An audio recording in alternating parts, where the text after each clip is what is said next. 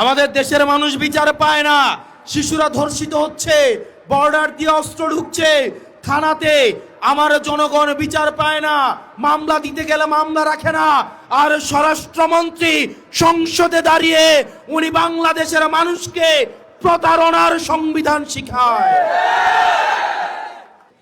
আপনাদের কি অধপতন হলে মানুষ আর বিচারও চায় না, কারণ সে জানে বিচার চেয়ে লাভ নাই, কারণ সে বিচার পাবে না।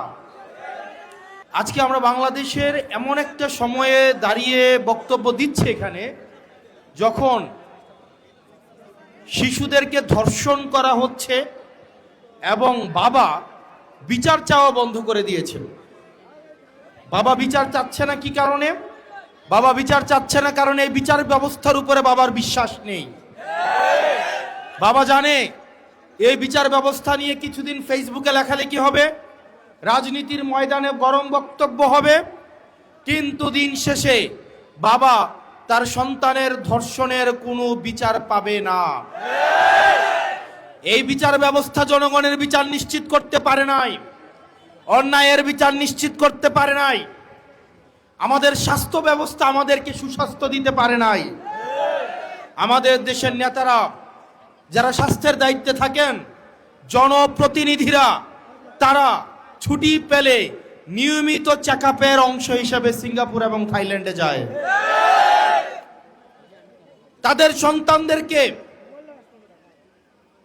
তারা বিদেশে রেখে তারা পড়াশোনা করায়। যে লোকটা বাজারে জিলাপি বানায়, আপনি যদি ওই লোকটাকে বলেন ভাই আপনি জিলাপিটা খান, সে যদি জিলাপি খাইতে অস্বীকৃতি জানায়, এই জিলাপির প্রতি কি আপনার আস্থা থাকবে? যে লোকটা এখানে চটপটি বিক্রি করে, ওই লোকটাকে যদি বলেন এই চটপটিটা আপনি খান, উনি যদি বলে যে না এটা আমি খাবো না, আমি অন্য জায়গা থেকে চটপটি কিনে আইনা খাবো, ওই লোকের চটপটি কি আপনি কিনে খাবেন? তা আমাদের দেশের যারা স্বাস্থ্য মন্ত্রণালয়ের দায়িত্বে, যারা শিক্ষা মন্ত্রণালয়ের দায়িত্বে, যারা দেশের দায়িত্বে, তারাই দেশের সুযোগ সুবিধা ভোগ করে না, বরং তারা বিদেশ থেকে দেশের টাকা পাচার করে সেখানে গিয়ে সুযোগ সুবিধা নেয়। এবং এটা জনগণের সাথে প্রতারণা করা, এটা জনগণের সাথে প্রতারণা করা। প্রিয় মনোহরগঞ্জবাসী, আমরা এটারই পরিবর্তন চেয়েছিলাম। আমরা চেয়েছিলাম এমন একটা বাংলাদেশ, যে বাংলাদেশে একটা সন্তান যখন ভূমিষ্ঠ হবে সেই জায়গা থেকে সে তার অধিকার বুঝে পাবে। আমাদের দেশের চিকিৎসা ব্যবস্থা, আপনি আমাদের দেশের চিকিৎসা সরকারি হসপিটালগুলোতে যান, আপনি দেখবেন ফিলিস্তিনের রাফা ক্যাম্পের থেকে বাজে অবস্থায় সরকারি চিকিৎসাগুলোর। আপনি প্রতিষ্ঠানগুলোতে যান, শিক্ষা প্রতিষ্ঠানগুলোতে যান, সেখানে দেখবেন সেই স্কুলের প্রধান শিক্ষকের ছেলেকে ওই স্কুলে পড়ায় না, সেই এলাকার ইউনুর ছেলেকে স্কুলে পড়ায় না, ডিসির ছেলেকে ঢাকা রেখে পড়াশোনা করায়, আমলাদের ছেলে মেয়েদেরকে বিদেশে রেখে পড়াশোনা করায়।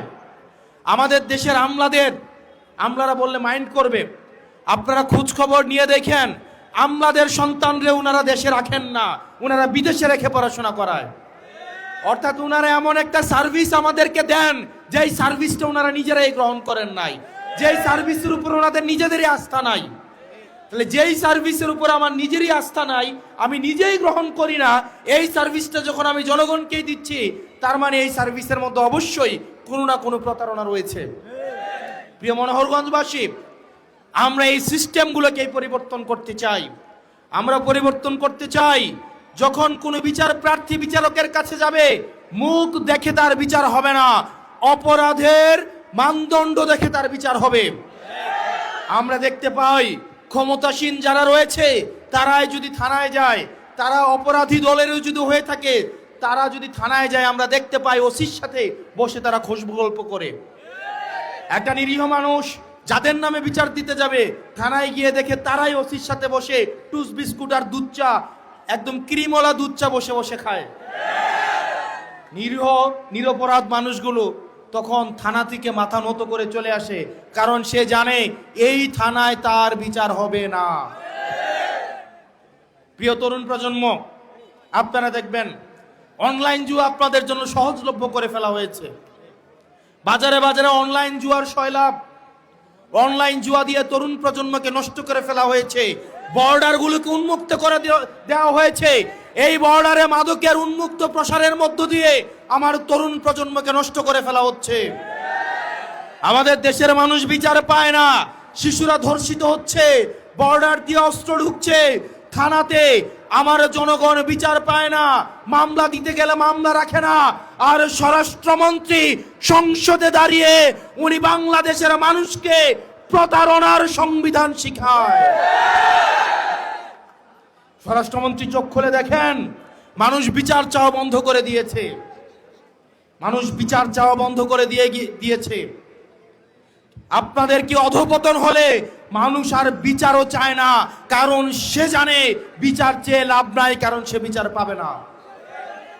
প্রিয় মনোহরগঞ্জবাসী এবং এই তরুণ প্রজন্ম, আপনারা আজকে এই বিস্তীর্ণ মাঠে খোলা আকাশের নিচে, সুনীল আকাশের নিচে যারা এসে দাঁড়িয়েছেন, যাদের ভোট দেওয়ার বয়স হয় নাই কিংবা যাদের ভোট দেওয়ার বয়স হয়েছে, পরবর্তী বাংলাদেশ আমরা আপনাদেরকে নিয়ে বিনির্মাণ করব। যেই বাংলাদেশের থানায় গেলে তার রাজনৈতিক পরিচয় জানতে চাওয়া হবে না, যেই বাংলাদেশে চাকরি পেতে হলে মামা চাচা এবং রাজনৈতিক দলীয় পরিচয় থাকা লাগবে না, যোগ্যতার ভিত্তিতে এই বাংলাদেশের প্রত্যেকটা নাগরিক চাকরিতে, মেধায়, নেতৃত্বে এবং রাজনৈতিক নেতৃত্বে আসতে পারবে।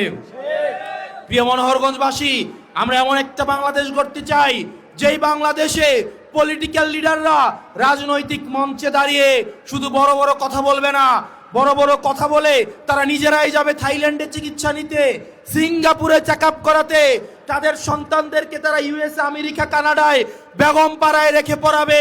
আমরা এমন বাংলাদেশ চাই না, বরং এমন বাংলাদেশ চাই যেই বাংলাদেশের শিক্ষা প্রতিষ্ঠানগুলোতে দপ্তরির ছেলেও যেমন পড়াশোনা করবে, ঠিক প্রতিষ্ঠান প্রধানের ছেলেও পড়াশোনা করবে।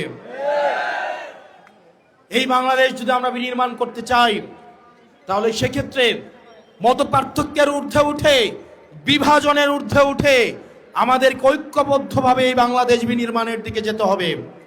প্রত্যেকটা নাগরিকের মর্যাদা আমাদেরকে প্রতিষ্ঠিত করতে হবে। এবং আমার সামনে যে উদ্দীপ্ত তরুণ সমাজ রয়েছে, আপনাদের সামর্থ্য, শক্তি এবং উদ্দীপনাকে কাজে লাগাতে হবে। আমরা অতীতের রাজনীতিতে দেখেছি তরুণদেরকে লাঠিয়াল বাহিনী হিসাবে ব্যবহার করা হয়। আমরা চাই না তরুণরা কেবল লাঠিয়াল বাহিনী হিসাবে ব্যবহার হোক, আমরা বরং চাই তরুণরা নীতি নির্ধারণী পর্যায়ে থাকবে। তরুণদের আমরা চাই পরবর্তী বাংলাদেশ বিনির্মাণের যে অঙ্কর, সেটা তারা নিয়ন্ত্রণ করবে ইনশাআল্লাহ। প্রিয় মনোহরগঞ্জবাসী, আমাদের এনসিপির নেতৃত্বে আমরা পরবর্তী বাংলাদেশ বিনির্মাণের জন্য প্রত্যেকটা উপজেলায় উপজেলায়, প্রত্যেকটা ওয়ার্ডে ওয়ার্ডে, প্রত্যেকটা ইউনিয়নে ইউনিয়নে আমরা আমাদের এনসিপির এই সাংগঠনিক কার্যতৎপরতা আমরা ছড়িয়ে দেব ইনশাআল্লাহ।